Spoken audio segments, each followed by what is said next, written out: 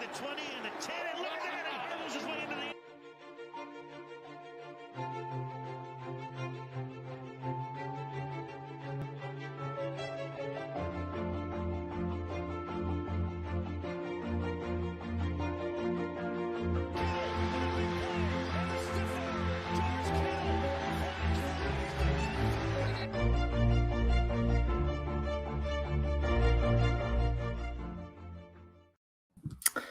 Hello, everybody. Welcome to episode 30 of Shanalytics. I'm joined by my guy, Vinny Saglimbeni. Vinny, it is not Victory Monday, unfortunately, for the 49ers. They lost to the Seahawks 28-21 on Sunday. Of course, you know, the box score was a little closer than really the game ended up feeling like it was. And after my second viewing, I have a lot more things to say, especially after our podcast last night. But Vinny, how are you doing on this Monday? Are you doing all right? I know you're a huge 49ers fan. It's got to be a disappointing game. Yeah, I mean, I was a little upset, obviously. But, I mean, I'm a Giants fan, too, and we clinched the West yesterday. So always getting that extra little edge over the Dodgers, especially them being a game worse than us, is just, great in my eyes. But yeah, it was a tough watch yesterday, watching that Niner game. But it's funny that you say that, and we'll get into this, that, the score doesn't indicate how, the game went. I think it could have easily gone the other way in the 49ers' favor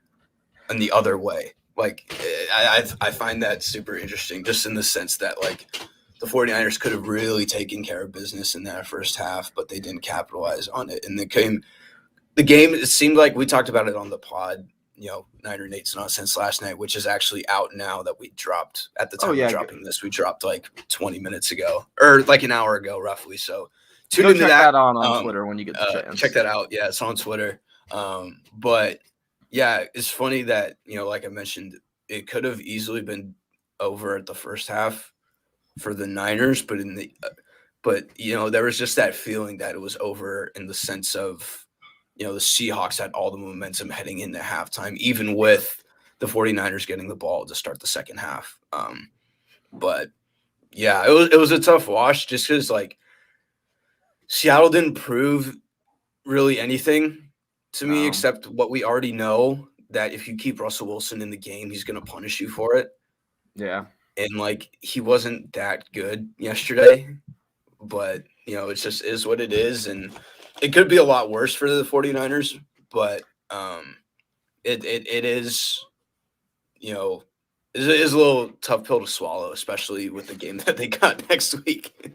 Yeah, and that's the tough part, right, is that you really wanted the 49ers to be 3-2 after this stretch, but unfortunately it doesn't look like that's what's going to happen. And, you mentioned 49ers, that game could have been closer for them.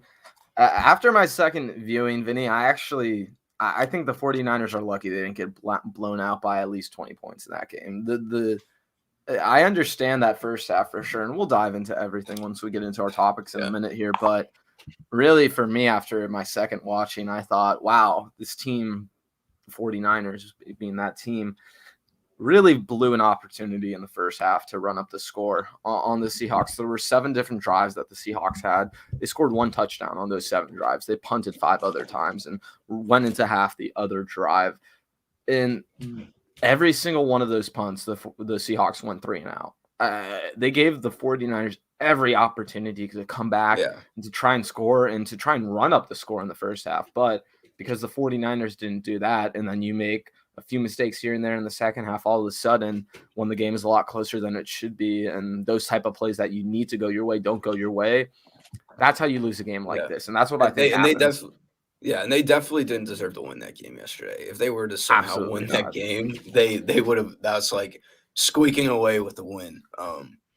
But yeah, like, and we'll get into it a little later. Just the one thing, like, I'm just gonna keep reaping on this episode that I talked about yesterday. Not just on Twitter, but on the pod. Why are you having someone who's never kicked a field goal before kick field goals? I don't care if he's a punter and he's used to kicking. Like, that was out of all the And ultimately, this loss is on Kyle Shanahan. I think for that reason, special teams as a whole was awful. Yeah, This game. yeah, but like, and you could say like, oh, it was tough for Wisnowski to put him in that spot. Then why'd you put him in that spot in the first place? Exactly. Like, why are you making your guy who's never kicked a field goal before kick a field goal when you have this creative offense that with these creative players that can get yards after the catch and can make plays? Like, who's to say that you can't get an 8-yard gain and go into your bag a little bit? You literally don't have a kicker. Like, and it's not Robbie Gould's fault either. Like, it happens. Like, you pull your groin in warmups. It's nothing he can do about it. Like, no, it's not Robbie Gould's fault necessarily. No, not at all. But the larger problem moving forward now is that the 49ers are going to have to find another kicker. And guess what? If that guy's better than Robbie Gould, they can't cut Robbie Gould. So I don't really know what the 49ers are going to do now because of that. It's not like you're going to trade. Yeah, it's not like you're going to trade a kicker. No, absolutely not. And he has an $8 million dead cap hit. So unless you want to eat that right now, you can't really. They're kind of just in a no-win situation with the kicker position moving forward. But let's dive into our first topics, Vinny. I know the title of the show is all about Trey Lance. We're going to talk about Trey. First, we got to start with the guy who's QB1 still. Let's start with Jimmy Garoppolo. After the game, Shanahan said that he had the calf injury. Apparently happened to the first drive. They don't know which play exactly, but Garoppolo says he had that feeling of someone stepping on his calf. And then from there on out, it was getting worse and worse and worse. They went into halftime. They reevaluated. Eventually, he was ruled out. And then, of course, Trey Lance comes into the game. Vinny, after our podcast initially, right after the game, 15 minutes after the end, I wasn't overtly negative with Jimmy. I was pretty middle of the road with him, how I always feel, which is that you can only ask so much of him and look at the offense around him. Look how less creative it is. Look how the run game is struggling. Look at all these different things. But I got to be honest, Vinny, after my second viewing of that game, Jimmy Garoppolo does deserve a lot of blame for what happened in this game. Not necessarily in the second half, of course, because he didn't play at all, but not taking advantage of all of the Seahawks failures in the first half, of course, falls on Kyle Shanahan. But the fact is that there were plays there that Jimmy left on the field, and there were opportunities that Jimmy left on the field. And while I understand, you could say in that Packers game, right? Oh, they weren't able to establish the run. They weren't able to commit to that. And then because of that, the play action suffers. And then you have to resort to drop back passing the entire time. I understand that. In this game, the 49ers ran the ball well enough. I mean, they were running the ball well, and they committed to the run. They ran the ball much more than they did against the Packers. So for them to not take advantage of Seattle punting 5 times in the first half, to me, is where they lost the game. And that's why I got to give Jimmy Garoppolo blame for this loss, not the entirety of it, because Kyle Shanahan certainly made his fair share of mistakes, and we'll dive fully into that. And there are lots of things that could have gone differently. But Vinny, I mean, if they score 14 points or if they score even 17 points, 49ers might win this game. And that's the problem I have with Jimmy Garoppolo. Yeah, and I think that's ultimately, kind of what it came down to, too. Yeah, I give most of the blame to Kyle Shanahan, mainly not for the first half stuff, like in the offense, because he actually wasn't calling a bad game in the first half. Not in the first half. It's just that they weren't executing well enough. And part of that is on Jimmy. That first drive, though, you got to give credit where it's due. He had a really good first drive. He was able to find Dwelly on that vertical, and that's a good play by Dwelly, too. Don't get me wrong. Hell of a play. But, he looked really good on that first drive. And then I think that second drive's when the, pick came in, and, it was a pretty predictable read for him. Like, that's a good play by Trevon Diggs. No, it's not. Quandre Diggs. Trevon Diggs plays for the Cowboys. Quandre Diggs, like, that was a good play by him, but, like, it's very predictable, and we've seen it from Garoppolo. Like, he's going to attack the middle of the field. And, they have their reads, and they have their, those tendencies of what they've been studying in film, and they just, followed it to a T and they got the pick there. But then from there, it was just really stagnant from the offense. Maybe it was because Garoppolo was injured. I don't know. I think that's hard to say given that he played the rest of the first half. Like if it was that bad, he should have gone out of the game. He shouldn't earlier. have played. So I think that's where something that maybe, you can speculate on. But for sure. Yeah, I'm just not really. I mean, it's not anything that we haven't seen though. Yeah. Like I think this is something that we're used to now, and yeah, part of the first half stuff is on Shanahan, but some of it is on Garoppolo too. For once again not hitting those open guys, and at sometimes putting his players and his team in injury-like positions, like the throw to Kittle with his knee. When his knee went back, I'm like, oh no. I thought it was like there were a couple others, like players had to jump up and go get the ball, and left their feet hanging and to be susceptible to injury. So yeah, it was. Yeah, he wasn't great, but it wasn't the worst game I've seen him play. No, it's by no means the worst game he's played, but I think there's something to the fact that it seems like drive after drive with Jimmy, after you do those first scripted plays that they prepare, the first 15 plays of the game, he didn't look great, and obviously part of that could have been because of injury, like you've been saying, Vinny, and that's what he acknowledged in the post game. That's what a lot of the other players were saying. But yeah. I mean, like we just mentioned, you can't keep him in the game if that's the situation that you're dealing with. So if he was healthy enough to play, he should have been out there, and clearly he was healthy enough through the end of the first half. So I don't understand some of his decision making in certain situations. Obviously, the interception wasn't great, the fumble wasn't great. But overall, like I guess you've been saying, it's a typical Jimmy Garoppolo performance. I don't know how we can expect much more from him, or we can severely blame him one way or the other. The only thing that really bothered me was that I feel like the offense, even though they were able to establish the run, they weren't able to get in that passing rhythm. And part of that is because of Jimmy. And now I do think blame falls on Shanahan, but overall, Jimmy was playing so poorly by the end of that first half that if he had finished out the game, I wouldn't be surprised if the 49ers didn't score another touchdown. And that's how I felt this game was going. Yeah, and I think that was the trend. And maybe that's partially why the switch was made. I mean, we don't know. Like maybe because they needed that bit of extra spark, and I will say, people were making the excuse, or they weren't making the excuses, but people were making jokes with Jimmy. Let's be honest. This isn't the first time he's gotten hurt. And people were even insinuating that they might have yanked him. I don't think that's the case at all. Because if you saw afterwards, after the game, how Jimmy was talking to the media, the way he talked about that injury, it was very clear that he was taken out of the game, not that he took himself out of the game under his own volition, because he had so many opportunities in the first half to do so, and they had to keep him out in the second half. Mm-hmm. So I don't want to keep throwing that narrative out there because I know many people were. But moving forward with Jimmy, right, with the injury thing, I guess this is improvement for him, right? You only made it through 2 games last season. You make it through 4 this season. I don't know what the 49ers were expecting with Jimmy, though. And you gotta feel for him a little bit, because he's not going out there trying to get hurt and being put in these spots. Like, he wants to play every game and he wants to be this quarterback. And like we talked about before, the team believes in him, and that's really, really important if you believe in your number one guy on your depth chart. So it's unfortunate to see this string of injuries, but I think the writing's been kind of on the wall with this situation.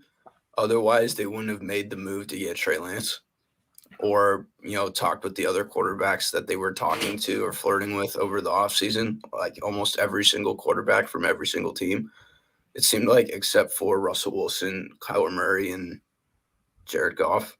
It's unfortunate for Jimmy to be in this spot, but I think it's not something that we should be necessarily like shocked or surprised about, because this was definitely something that we could have seen, given, the history of Garoppolo and his injuries. And it's not his fault that he's getting injured. It's just, It is what it just happens, and it is what it is, and it happens, and it's just an unfortunate string of injuries for him in his time during San Francisco. I know he had a shoulder injury, I think, in New England. Yeah, AC joint. But and then you get ACL, high ankle sprain, and then now a calf. Like, who knows if it's a calf? I mean, like, it could be, at least in the NBA, with the Kevin Durant injury, they said it was a calf, but it ended up being. You got to be pretty, specific, and not specific, but like you got to be very cautious about those. Absolutely.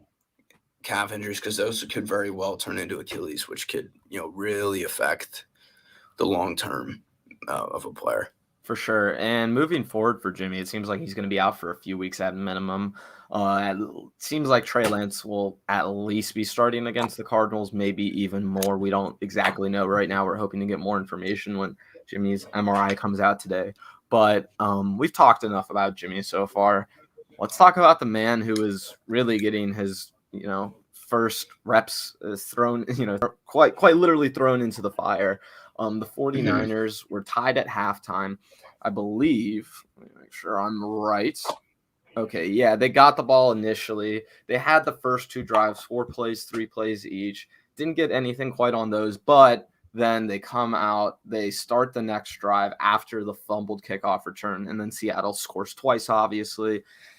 And then Trey Lance finally was able to put together the drive and score a touchdown in the third quarter there. And, Vinny, we talked about this kind of a little bit last night, but really after rewatching that game, Trey Lance was put in a horrible position this entire game. He comes right out of the gate. They don't even tell him he's going to be in there until about a few minutes before the half is going to start, because it seems like from all the reporting and all the media after the game, it seems like Jimmy Garoppolo was declared out 5 to 10 minutes probably before they came out. So first of all, he doesn't really know what's coming. Then they finally tell him you're going to be playing, and then Kyle isn't, they're not quite ready. They're not quite on top of everything. They're not as prepared as they should be. But after those 2 drives, Trey Lance looked comfortable. He looked to be the quarterback that I expected him to be. He's not the most accurate guy ever, but he is a hell of an athlete. He's going to constantly make plays when they're not there. And he's going to keep the play alive even when it shouldn't be, when the pass protection breaks down. And from everything I saw from him, I think the play calling wasn't awesome on Kyle's part, but it also doesn't seem like they game plan very well for this situation. That's part of the problem for me, is that Trey didn't seem as prepared as he should have been. Yeah, and I think it kind of reminds you of the Justin Herbert, Tyrod Taylor situation last year. Sure. I mean, that was a full game.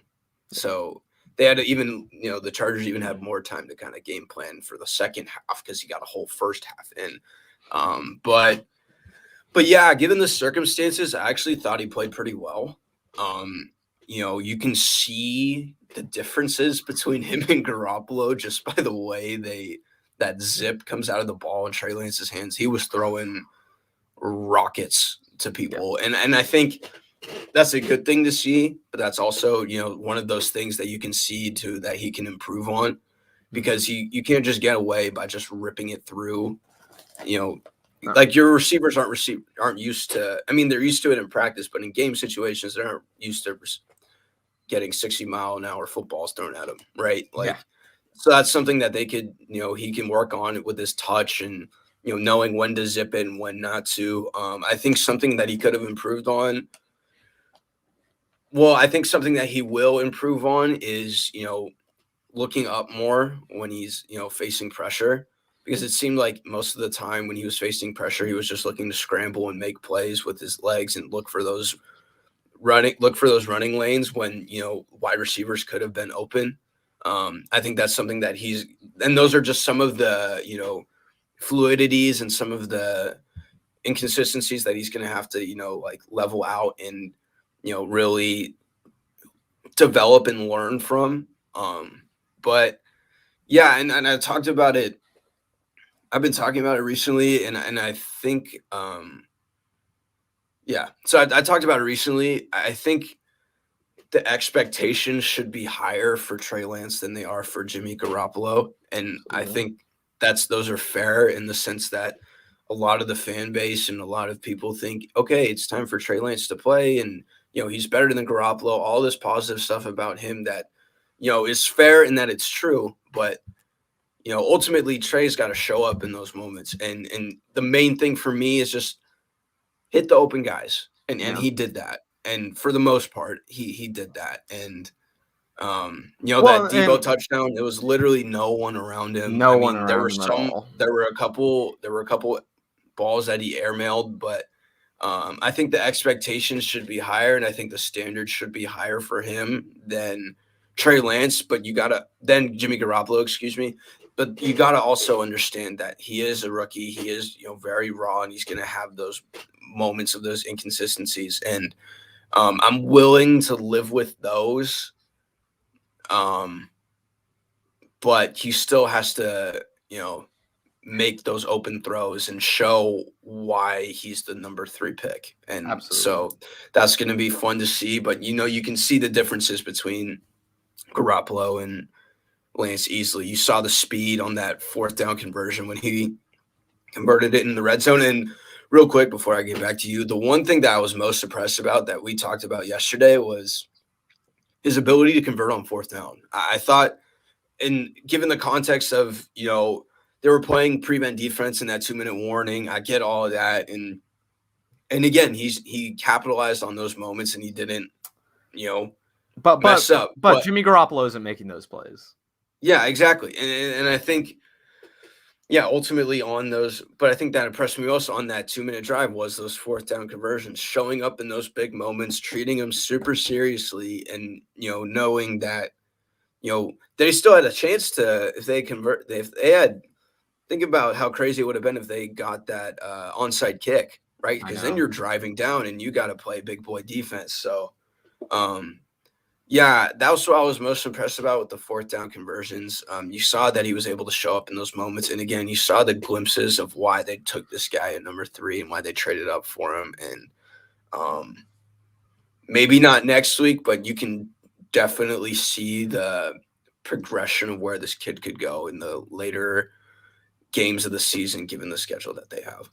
Absolutely. And I think the encouraging thing has to be is how he responded to all the adversity he was facing in that game. Because like I said, man, he was put in a really shitty situation. Let's be honest. Like, he was in one of the worst situations I've seen a rookie quarterback come into recently. Wait, so to clarify, he came in to start the second half and he played the whole second half, right? Yep. He didn't come in at a certain point. Right out the gate in the second half. And it was 7-7, right? Yep. So because I saw people saying he came in with down 2 scores. Well, what had happened was he had the first 2 drives, right? The 4-play drive and the 3-play drive, where they couldn't convert on short yardage, but essentially what had happened was he got 4 plays, they had to punt the ball. Seahawks scored. He got 3 plays, they had to punt the ball again, then the Seahawks scored, and then you finally get the ball because back they muffed down the 2 scores. Yeah. Okay. Exactly. That's one of those touchdowns was a muff, right? Right. Like so they got the ball. Okay. Yeah, so I believe what had happened specifically. I actually have the game right here. Let me go make sure I'm right. So yeah, out of the gate, there's the 49ers punt, then the Seahawks punt, then the 49ers punt, then Seattle touchdown, then the fumble, then the next Seattle touchdown. So that was the fumble. The fumble was on the kick return. It was. It was on Trenton Cannon. What happened was he gets the ball, he fumbles once, he regains it, then he fumbled again right after regaining it, which, I mean, that's another play we'll talk about in a minute. Special teams was all over the place. But with Lance, that's what I'm talking about is, after 7 plays total in the game, you're down 2 scores. Like, I don't know what you're supposed to do with that. And if he had played the whole first half and they score on the first drive, same as Jimmy did, I'm willing to bet that if they weren't going to score another time on one of those drives, they would have at least put together more plays and put more pressure on Seattle in that first half. They would have held the ball for longer. And with Trey Lance moving forward, that's the title of this stream is, does Trey Lance need to start? He does. Yeah, I don't think there's any question about it anymore. And I think the thing that solidifies it is, like we've been saying, Jimmy and Trey are both going to make mistakes. We saw Jimmy make the same mistakes he was making over and over. He's not learning from them. It's the same mistakes he's been making since he got here. With all the mistakes he makes and with all the things that Trey has inconsistencies with, at this point, it's a wash, in my opinion, because Jimmy is making the same mistakes that rookies make. And that's the thing, is that because Trey Lance has such better upside and because the highs are so much better with Trey Lance, I think you have no choice but to play him, because Jimmy Garoppolo is still making the same mistakes he's been making since 2017. And Trey Lance looks like a rookie, right? Which he should, but so does Jimmy Garoppolo. So I don't even think this is really an argument anymore. I think it should be solidified moving forward. Mm-hmm. Yeah, I think it should be, and I think Shanahan should be rightly criticized if he goes back to Garoppolo at another point later on in the year. I mean, we talked about it. We've been beating the drum on this. This team is not a Super Bowl contender. Absolutely not. And they're definitely not. If they weren't in the beginning of the season, I don't think they are now. They're definitely not one now. But yeah, so why not ride with the kid and see what you can do? And I think that's where Shanahan, I think, is, I don't know if he cares about it at all or not, but I think he may be willing to take the bite on a losing record if he can see where this offense can go with Trey Lance. And I think there's still a chance. Like, again, they're only 2-2, and their schedule is super easy. Not super easy, but there are a lot of schedule. You have the last place schedule. You have a lot of winnable games. Absolutely. And you haven't even hit into the stride of your best football yet. So there's a lot of time left for Shanahan and the 49ers to turn it around. And, why not ride with the guy that you traded, that you invested with, and that you tied your career with, like with Absolutely. the 49ers at least, because I've been seeing, maybe we'll get into more of this when we get into Shanahan, but I've been seeing a lot of the hot seat talks and the he should be fired and all of that. That's not the case. I think that's a bit of an overreaction after this type of game. Then I'll say this, there is pressure. There's more pressure on him now. He's not on the hot seat, but it's not, I don't even know if it's necessarily like a warm seat, but it's not a cool seat. I'll say that. And I think that's warranted for sure. But firing and looking to replace him with Eric Bieniemy, Brian Daboll, that's not gonna work, because he would literally be hired within the half hour today if he was fired today. So like literally within the half hour, teams that would want, like, even as their head coach, like, and I know the context is different, but Bill Walsh and Kyle Shanahan through 38 or through whatever that number is, I think it's 68 games. 31 and 37. They're both are 31 and 37. No, he's not Bill Walsh. No one is Bill Walsh. Bill Walsh is the only Bill Walsh. But it's not like super panic stations but there is more pressure on him for sure. Absolutely not. And you know what? Let's talk about the man, because we've been kind of dancing all around at this show. This was Kyle Shanahan's worst game that I've seen so far with the 49ers. Exactly. This was the worst game I've seen him coach ever. Yeah, yes. And there were a lot of questionable things by Kyle, in my opinion, but not being aggressive enough in the first half and not taking advantage of the opportunities you had when you had them, to me, is where they failed and lost in this game. And you can blame things in that second half on Shanahan. There were some poor decisions for sure, But by not capitalizing on what Seattle gave you in the first half, there was no way you were going to beat the Seahawks in the second half, because those kind of mistakes that we saw the 49ers eventually make, in my opinion, were coming at some point in that game. I think they were just lucky that they didn't have more of them in the first half. And you saw how it affected the game once they did have those kinds of little mistakes, right? The fumble on the return, Seattle scores immediately.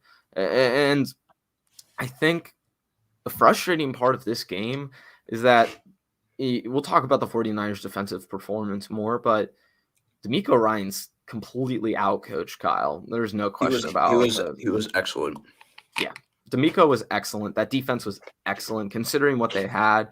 It was just some really great decision making and some great problem solving on his part. But let's talk about that special teams, because first of all, you have the fumble on the return, Kyle.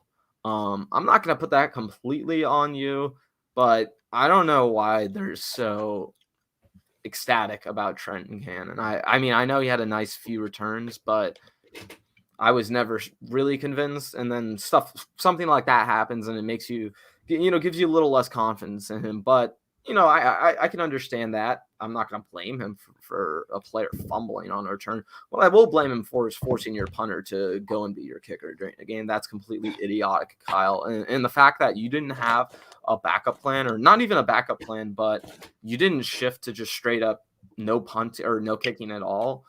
What are you doing? I mean, it's you got the one extra point. You were lucky enough to get that. The fact that you didn't go for 2 every single time and didn't go for it on 4th down in every situation possible, to me, falls on you, Kyle. And that it goes back to your decision making, which everyone is questioning all the time. And then you go and do crap like this, Kyle. You're not convincing anyone that you're that great of a decision maker. And that was bad, obviously, but then play calling in the second half was god awful, in my opinion, especially that 4th down call when Trey Lance was running well. They were moving the ball well. They had some type of rhythm and momentum. And then you decide to hand it to Debo on a jet sweep on 4th and 2. I'm sorry, give the ball to Trey Lance. I would live and die with him every single time on that play when I need short yardage. If you're not going to give it to him, let Kyle Juszczyk sneak it. Don't do what you just did there with a jet sweep on 4th down, Kyle. Like, what the hell are you doing? But it wasn't even that. It was that compiled with all the things that you were making Trey to do. I don't think it was the worst I've seen from Kyle in terms of what I saw from him in that game, but come on. You have to make things easier for the rookie. The fact that it was run after run after run for the first 7 plays, and then you decide to go into this play action game and try and, Seahawks are going to fall for this. No, they aren't, Kyle. You tried to run the ball with Trey. You tried to give him the ball over and over and over. Then they figured that out. They're like, oh, well, he clearly doesn't trust him that much to pass the ball. Then when he finally did pass the ball and the Seahawks adjusted a little bit, you stuck with the game plan. And yeah, I understand after a while you're moving the ball, but it was way too little too late for me. And moving forward, if the 49ers are going to win games with Trey Lance, they have to put him in positions to be successful. And I didn't feel like that's what was happening yesterday. No, it's a little I think I'm blaming him most for the kicking stuff. That is just, absolutely, that's on him. 100%. I think that's 100% on him. The other stuff, I think it comes down to execution. Like you mentioned, you're not planning for your kick return to fumble. No, but and to the point where they even put Debo back there to return to a kick. And maybe that's the. I don't know if that's the right decision. Maybe it's not. I don't know. But I think it was. But Vinny, overall, I guess I wanted to say this. I didn't say it the way I wanted to earlier. 49ers were awful in situational football. And honestly, they kind of have been all year. And that, I feel like, is the biggest failure of this team, because like we went over yesterday on our podcast, you look at yards per play, net yards per attempt, every single stat that usually correlates with winning. The 49ers won 75% of those statistics. The only ones they didn't win were penalties and turnovers. Problem is that they didn't convert almost at all on 3rd down. And then finally, when they were willing to go for it on 4th down, it was way too little, too late, like I was saying. So this was just overall not a great game plan by Kyle, and an even worse execution on the 49ers part. And the worst I think offensive play call I saw was the double pass that they tried to run. Oh my god! I mean, it almost worked, but asking Jacques Patrick to do that is utterly fucking ridiculous.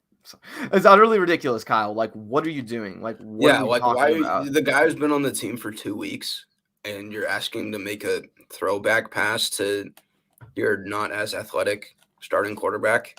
Like, and to be fair to Jimmy, he almost made the throw.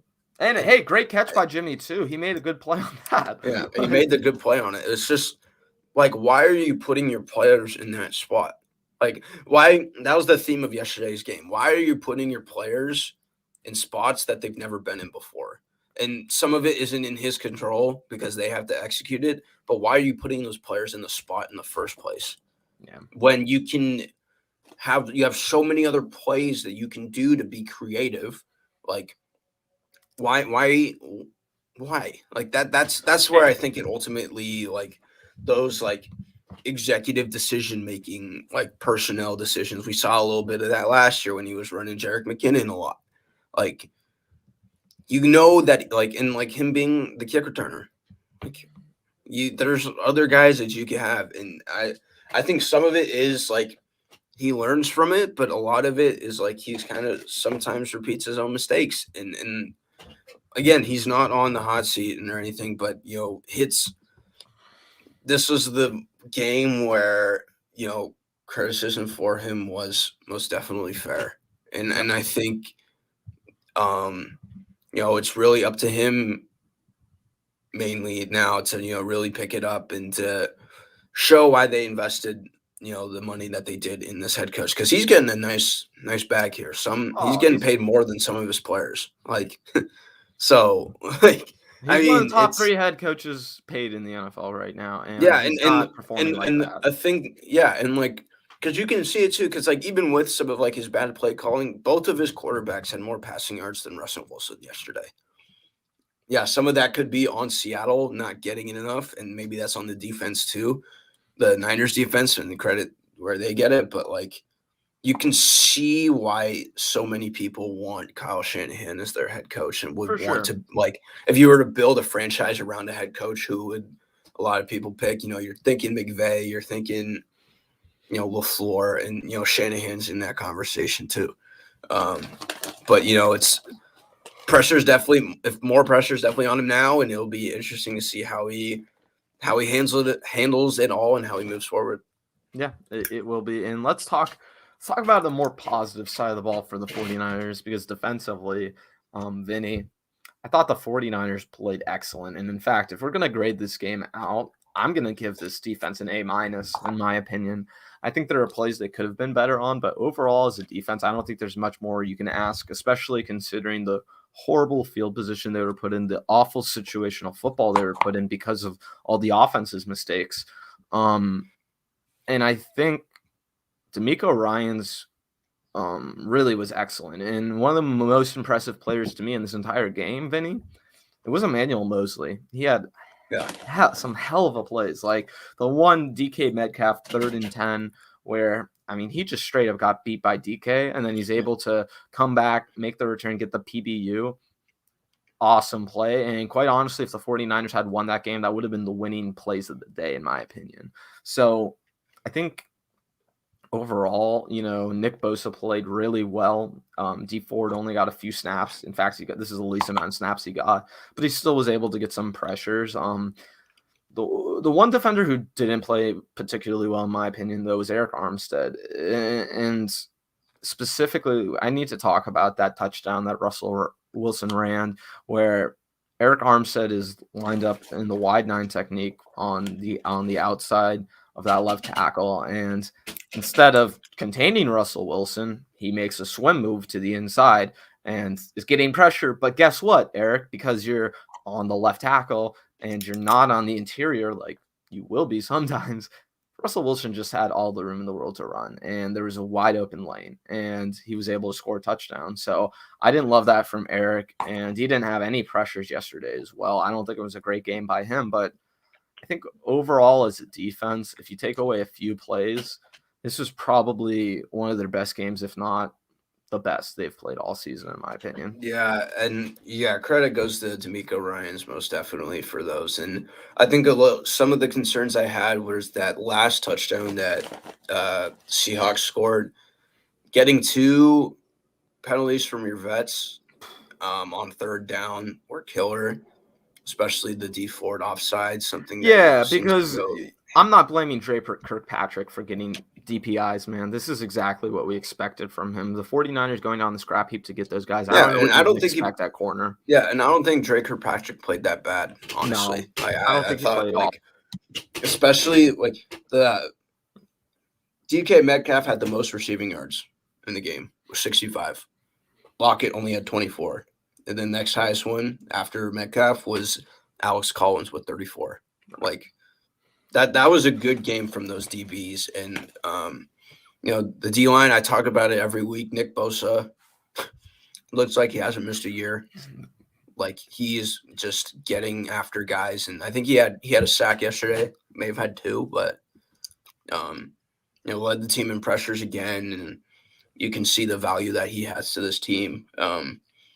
But yeah, credit to D'Amico Ryans, especially, you held Seattle for 25 minutes without positive yards. That is unreal for how good this offense is and how good they can be. And running the ball too, like they weren't great offense. Like Seattle, again, like in the beginning of the episode here, Seattle didn't prove anything to me. Like they didn't play very well. The Niners didn't take advantage of it. Like Collins had 10 carries for 44 yards. Chris Carson, 13 carries for 30 yards. Like they had only 100 yards rushing as a team. And I think that's kind of where the 49ers lost this game, right? It's because their defense was playing so well, but because of their offensive woes, they put their defense in such bad positions. And I'm not going to blame the offense for the fumble on the kick return, but to deal with that, you can't put that touchdown on the 49ers defense. I mean, they were backed up as far as they were. And then, like I said, with all the plays that defense made, for them to only score 28 points, considering how many times the 49ers offense was just asking for Seattle to come back, it was very impressive to me that they were able to hold up as much as they were. And like I said, Vinny, afterwards, at the very beginning of this podcast, one of the very first things I said was I'm surprised that the 49ers didn't get beat by 20 or 30, because the way that the other side of the ball went, the 49ers offense versus Seattle defense, it looked like a blowout type of game, in my opinion. Yeah. And if it wasn't, and Seattle on defense executed too. Like I think some credit needs to go there for sure. But there was definitely a point where they could have taken advantage, and I don't put this blame on the defense at all. Like they were stopping and really making it hard for Russell Wilson and the Seahawks to get anything going, but it's just a matter of time before you let Russell Wilson get one chance or one extra series or one extra drive, and the 49ers paid for it. Yeah, and one other concerning thing to me I wanted to mention was Diamador Lenore. He didn't play an entire coverage snap this game.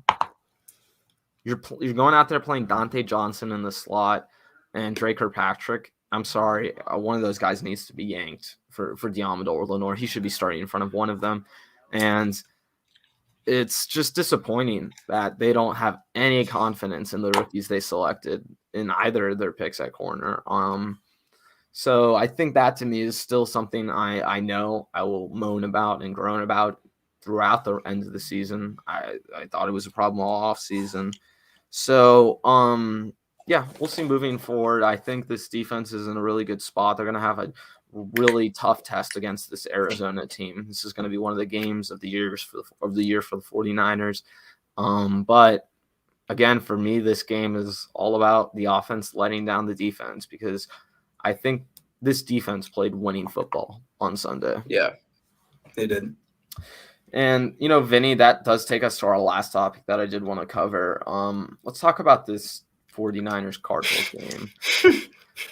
Whew. I think 49ers fans were probably a lot more confident about this game before this weekend. But after seeing what Arizona did to the Rams, it's pretty clear that Kyler Murray should be the favorite for MVP, and the Arizona Cardinals might just straight up win this division, Vinny. Yeah, it's I'll bite the bullet there on my preseason prediction on the division. I picked them to go fourth. Me too. I don't think that's going to be the case anymore. And who knows?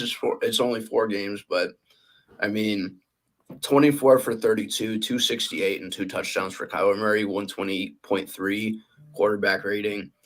Chris Edmonds, 12 carries, 120 yards, and then AJ Jenkins, 5 receptions, 67 yards, and a touchdown.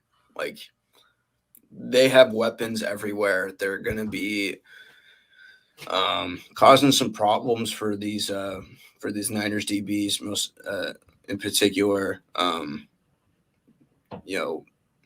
Rondale Moore, Max Williams, and then you talk about Hopkins and AJ Green, and then you go on the defensive side of the ball with Budda Baker. They have some secondaries playing as well. Very well. They have issues. But they're masking them a lot better. And J.J. Watt is helping with that. Chandler Jones is helping with that. Isaiah Simmons, wow, what a concept, right? You get more snaps, you get more experience, you become a better player. Weird. Would have thought, right? Oh my gosh. And he's a special player.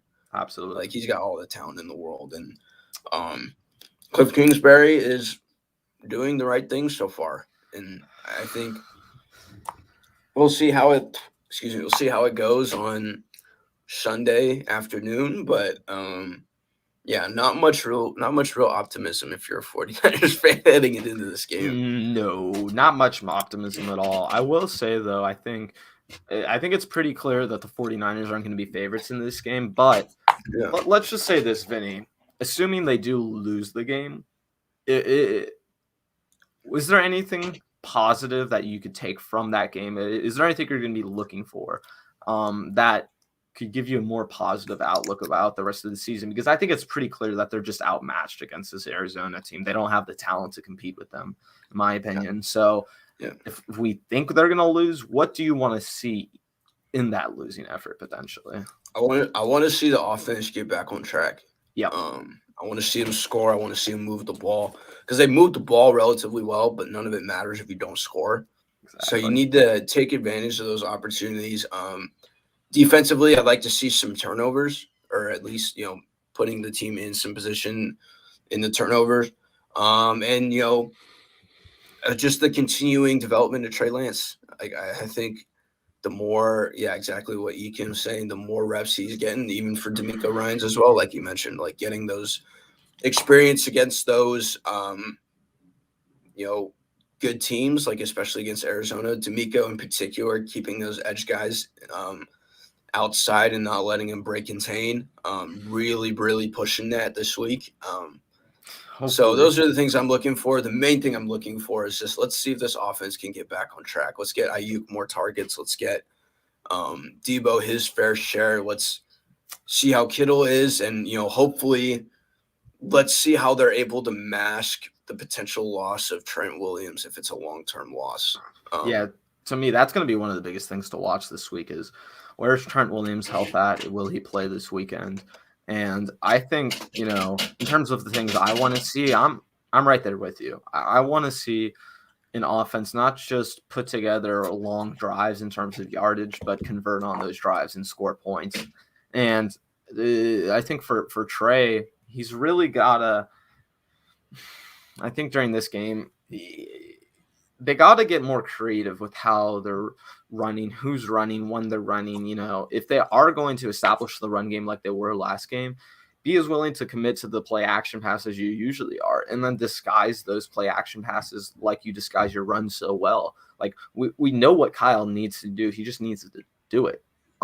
So I think for Trey Lance, you just want to get him a positive game. You want him to get confident, and you want the 49ers to show the ability to put together long, sustaining drives with him.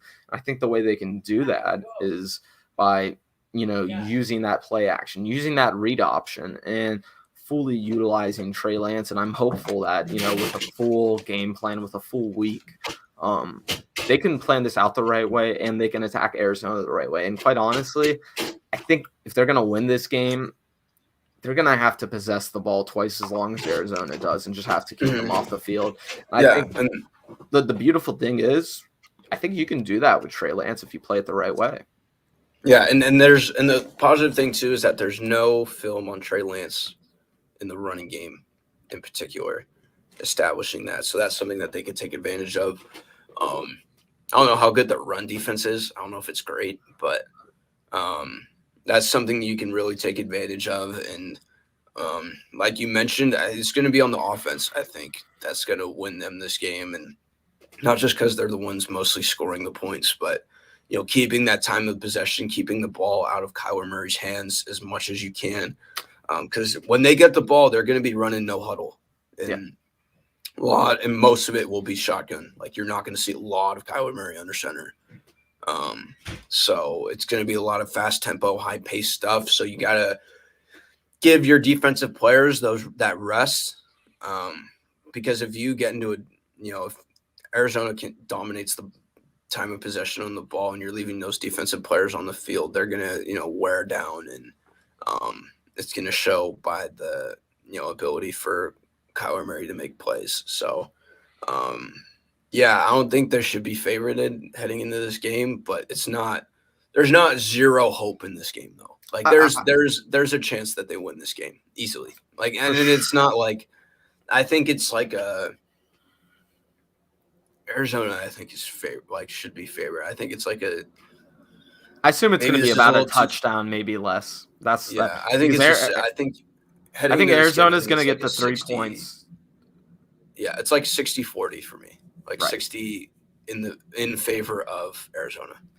I'm more leaning Arizona, but I definitely understand where you're coming from in the sense that and I'm saying Arizona, I think will probably win.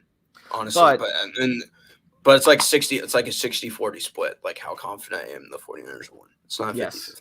Well, and with Arizona, I certainly think the 49ers have some chance. I just think anyone predicting them to win this game, you should not be predicting them to win this game at all.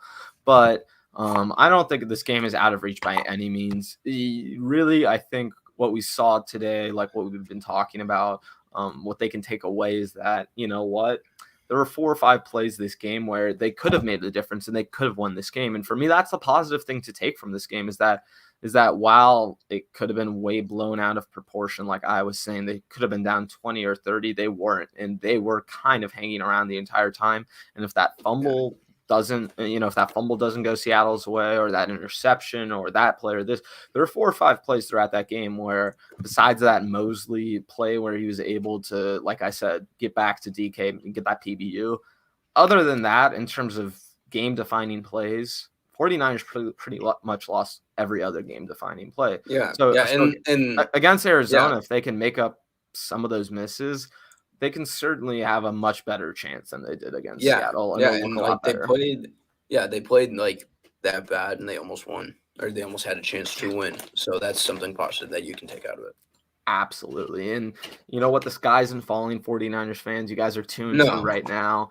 So don't be freaking out too much. It could easily be a lot worse. Oh, absolutely. Easily. Look at there are teams across the league. Look at New England. Much worse. Yes. That's exactly New England's 1-3. And look at all the money that they've invested, right? Yeah. They're all about win now, right now, and they ain't winning. Mm-hmm. I mean, even Seattle probably doesn't feel good about that game yesterday. No chance. No, they shouldn't.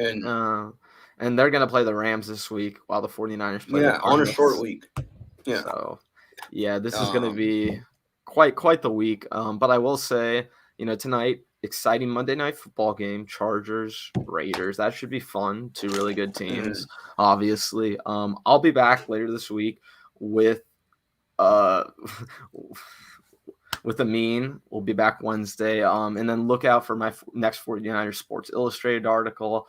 The most recent one I put out was all about the corner situation, team building. Go check that out if you haven't already. It's over on Twitter. I'll try and repost that. And definitely keep an eye out this afternoon because I'll try and be back with Twitter Spaces later on this evening, probably around 3-ish Pacific Standard Time. So keep an eye out for that. Vinny, is there anything people should look out for you this week? I think I'm going to try to get a either 49er gold mine or SI article out this week. That's the plan, at least. I think I'm going to try to get another live stream later in the week with not just with Niner Nate, potentially tomorrow for that episode of the Niner Nate's nonsense, but I'm going to try and get on with Marco Martinez, I think, later on in the week. So be on the lookout for that. But yeah, another good episode today. We'll be on my channel next week. It'll be the reaction to the Arizona game, and we'll try to find some other fun stuff to talk about because it'll be bye week. Exactly. They won't play the next week, so we'll find some good stuff. Maybe we'll get a guest or something. We'll see. Oh yeah, we'll certainly do a game reaction, but we'll try and do some other stuff that week. Certainly heading into the bye week, early bye for the 49ers. So make sure you enjoy this Cardinals game because I know it hurts to be 2-2 right now, but having football is better than having no football. So enjoy that while you can. For me and Vinny, that's going to be it today. I appreciate everyone sticking around. Make sure you subscribe. Drop a comment, like if you haven't already. Be on the lookout. Like I said, I have a lot more stuff coming this week. Make sure you follow both me and Vinny on Twitter. I'm sure it's going to be an interesting week on that app. But thanks for sticking around, everybody. Have a great Monday and enjoy Monday Night Football.